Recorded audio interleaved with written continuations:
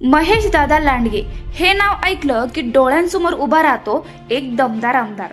पिंपरी चिंचवड सारख्या औद्योगिक, वेगवान आणि गुंतागुंतीच्या शहरात राजकारण करणं सोपं नसतं, पण दादांनी राजकारण ऑफिसमध्ये बसून नाही तर लोकांमध्ये राहून शिकलं आहे।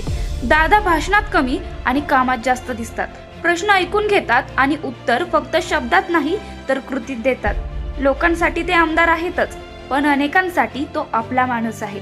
संघटन, प्रशासन आणि जनसंपर्क या तिन्ही गोष्टी एकाच वेळी सांभाळणं ही दादांची खरी ताकद आहे। विरोध असो वा समर्थन, दादांनी कधीही लोकांपासून अंतर ठेवलं नाही, कारण त्यांच्यासाठी राजकारण म्हणजे सत्तेची खुर्ची नाही तर जबाबदारी आहे।